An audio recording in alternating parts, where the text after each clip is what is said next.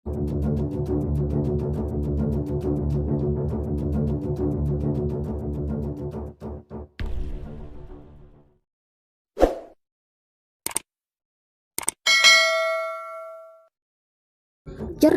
memanfaatkan konflik Cina-Amerika Serikat, Indonesia segera diperkuat alutsista super canggih ini.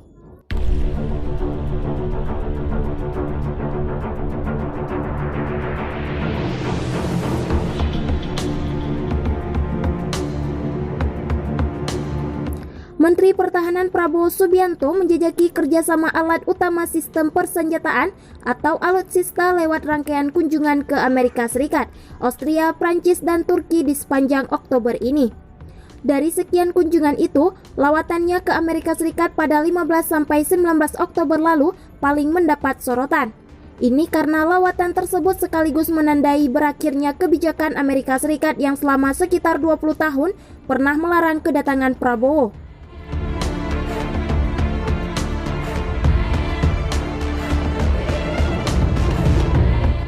Selama kurun waktu 20 tahun, Prabowo tak diperbolehkan menginjakkan kaki di Amerika Serikat karena dianggap terlibat sejumlah kasus pelanggaran hak asasi manusia yang terjadi menjelang dan sesudah kejatuhan Presiden Soeharto. Sikap Amerika Serikat yang sekarang melunak terhadap Prabowo ditenggarai oleh pakar hukum internasional Hikmahanto Juwana sebagai siasat untuk merangkul Indonesia agar tidak jatuh ke pelukan Cina. Dan hal ini tak lepas dari pertimbangan strategis Amerika Serikat terkait konflik di Laut Cina Selatan yang belakangan memanas.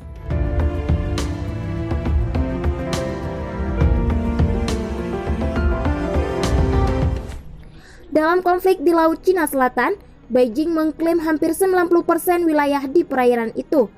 Klaim tersebut tumpang tindih dengan wilayah perairan dan zona eksklusif ekonomi sejumlah negara ASEAN seperti Filipina, Vietnam, Malaysia, Brunei, sementara Amerika menjadi negara yang aktif menentang klaim dan aksi sepihak Cina.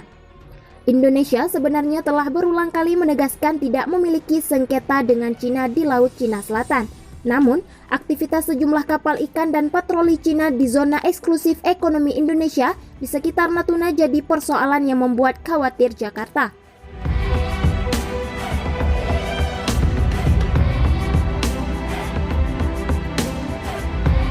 Pada beberapa kasus, Indonesia sempat mengerahkan armada lautnya untuk mengusir kapal-kapal nelayan dan patroli Cina di perairan Natuna. Dalam kompleks persoalan ini, Amerika melihat Indonesia sebagai negara penting dalam konflik di Laut Cina Selatan.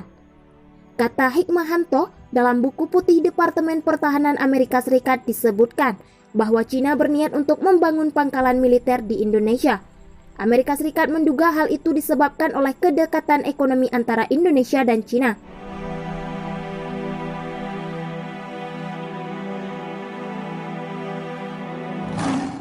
Dalam hubungan ekonomi tersebut, Indonesia lebih bergantung pada Cina. Karena ketergantungan ekonomi itulah Indonesia bisa saja bergabung dengan Cina. Jika skenario seperti tertulis dalam buku putih Departemen Pertahanan Amerika Serikat terwujud, maka kebijakan luar negeri bebas aktif yang selama ini dianut Indonesia bisa luntur karena ekonomi. Indonesia diprediksi oleh Amerika Serikat akan jatuh ke tangan Cina dengan ketergantungan ekonominya dan mudah dikendalikan oleh Cina, ujar dia beberapa waktu lalu.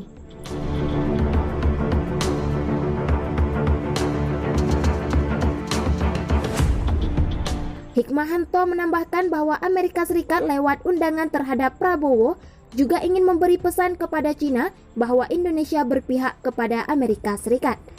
Utamanya dalam ketegangan Amerika Serikat-Cina di Laut Cina Selatan, kata dia.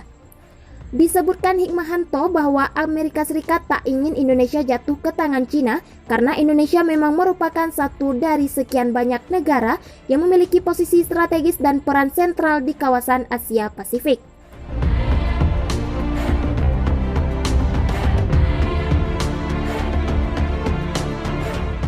Pengamat pertahanan militer Edi Prasetyo menyebut letak geografis wilayah Indonesia yang berada di gugusan perairan Laut Cina Selatan mau tak mau menjadikan Indonesia sebagai salah satu medan adu pengaruh Amerika Serikat dan Cina. Dalam posisi yang diperebutkan oleh Amerika Serikat dan Cina tersebut, menurut Edi, Indonesia tetap bisa mengambil keuntungan. Menurut dia, Indonesia bisa mengambil keuntungan jika mampu menerjemahkan letak strategisnya menjadi sebuah daya tawar yang kuat, baik dalam hubungan dengan Amerika Serikat maupun Tiongkok.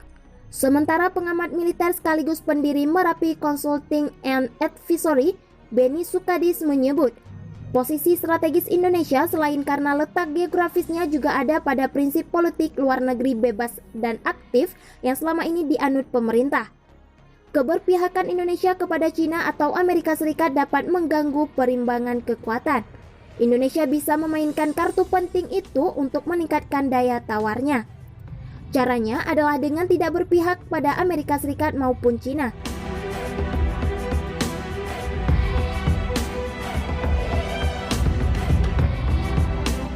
Benny menuturkan sikap tidak memihak dalam pusaran konflik Amerika Serikat dan China di Laut Cina Selatan bisa mendatangkan keuntungan lebih banyak bagi Indonesia. Salah satu keuntungan dari posisi tidak berpihak adalah menciptakan iklim politik dalam negeri yang kondusif. Karena kalau kita secara eksplisit menyatakan atau berpihak, mungkin yang akan ribut bukan dari negara asingnya tetapi dari politik domestik, kata Benny. Selain meminimalisir konflik di dalam maupun di luar negeri, dengan bersikap tidak memihak Amerika Serikat maupun China, Indonesia bisa tetap menjalin kerjasama dengan kedua negara. Republik Indonesia bisa bermain cantik dengan menerima bantuan infrastruktur ataupun membeli alutsista dengan skema yang memadai bagi program minimum essential forces atau kekuatan pokok minimum, ujar Benny.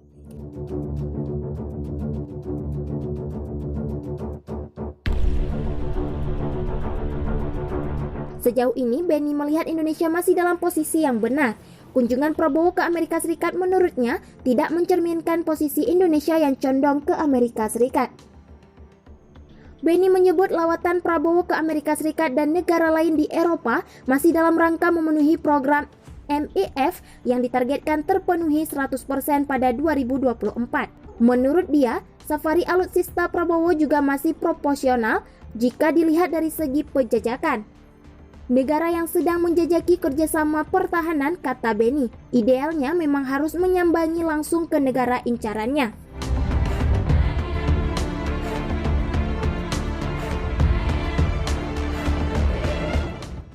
Dengan melakukan kunjungan langsung, utusan negara tersebut dalam hal ini Prabowo Subianto bisa langsung membahas secara spesifik teknis kerjasama pertahanan yang ingin dijalin. Lewat safari alutsista itu, kata Benny, Indonesia juga bisa melihat kekuatan ekonomi mana selain China yang bisa diajak kerjasama dengan isu keamanan dan sekaligus ekonomi. Meski demikian, Benny mengingatkan bahwa upaya penjajakan yang dilakukan Prabowo tak bisa dinilai dengan cepat. Menurut dia, butuh waktu yang tidak sebentar hingga akhirnya kedua negara memutuskan untuk mengikat kerjasama dan menghasilkan sesuatu yang konkret. Tentunya ini butuh waktu 2 atau 3 tahun. Sebelum penandatanganan kontrak, butuh waktu yang cukup panjang, tutur Benny.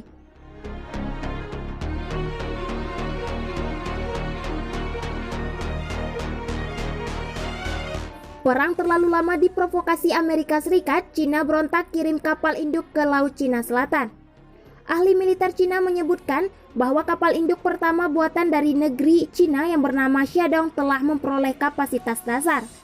Hal ini menandakan bahwa kapal tersebut siap untuk diterjunkan ke daerah yang lebih luas untuk meningkatkan kapasitas tempurnya melalui latihan.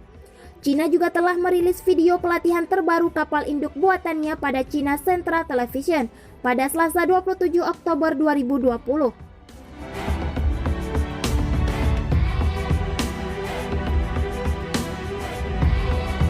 Dikutip dari Global Times, kapal induk dikatakan telah melakukan pelatihan di Laut Bohai pada 1 dan 23 September. Diketahui Shandong telah menyelesaikan pengujian reguler dan misi pelatihan di laut. Dalam pelatihan ini, Shandong berfokus pada pertempuran yang sebenarnya. Tak hanya itu, Shandong juga telah bertugas di Angkatan Laut PLA selama 10 bulan, seperti yang dilaporkan oleh CCTV. Shandong merupakan kapal induk kedua negara itu. Ditugaskan oleh Angkatan Laut PLA pada 17 Desember 2019 di Sanya, Provinsi Hainan, Tiongkok Selatan.